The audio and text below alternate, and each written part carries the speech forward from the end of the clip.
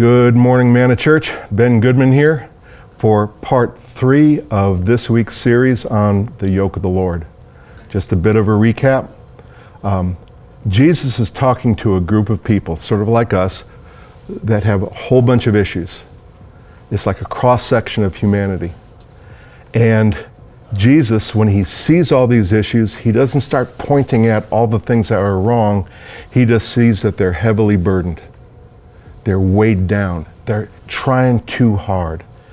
And he issues a command, come to me, and I, personally, Jesus, will give you rest. That actually is a radical thing. Jesus is not offering something that will give them rest. He's saying, you got to come to me, and I'll give you rest. I will impart rest. I'll give you a breather. I will give you an opportunity to even think things through, and maybe you can repent. But come to me, and I will give you a breather. Then Jesus, he just switches things. He just raises the stakes. He goes, take my yoke upon you and learn from me. Now, for us, we think that's sort of a continuation of come to Jesus and he'll give us peace and his yoke will give us peace. That's not what Jesus is saying.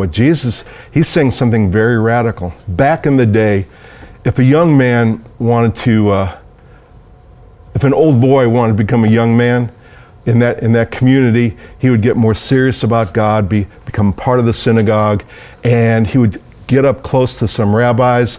And if there was a particular rabbi that really, really resonated with him, he would make like an application. And he'd say, would you be my rabbi? And the rabbi would consider it. Now, this request, he knew what he was asking. He was saying, Rabbi, I want to serve you. I want to be a help to you. And I want you to teach me. I want you to teach me how to think. I want you to teach me how to act. I want you to teach me how to feel, how to manage my emotions. I want you to teach me how to see things the right way. And not only that, I don't want to just have your teaching. I will regard your teaching as authoritative.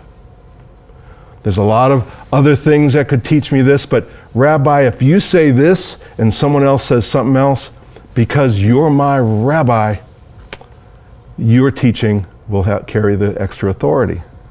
Well, Jesus, when he said, take my yoke upon you and learn from me, he's saying something very profound, because that young man who wants a particular rabbi, if the rabbi says yes, back then they said, well, he's yoked with that rabbi.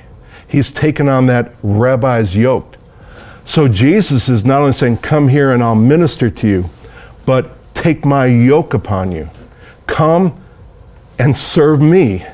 Come and let me teach you. Learn from me. Let me teach you how to think. Let me teach you how to act. Let me teach you how to feel and manage your emotions. Let me teach you how to see things as they really are. That is an incredible invitation. We love to come to Jesus when we need him, when things don't work. Jesus is saying, come to me, take my yoke upon you, and let me teach you my way. And over time, let my ways have authority over your best ideas or what the culture's saying. It was a radical invitation. You know, I could have entitled this whole series, Who's Your Rabbi? But you guys wouldn't have gotten the joke. But you can only wear one yoke, and Jesus is saying, come to me and take my yoke upon you. He doesn't push it. He doesn't impart it. He offers it, and it's up to us to take the yoke. I'll see you tomorrow for part 4 of this series.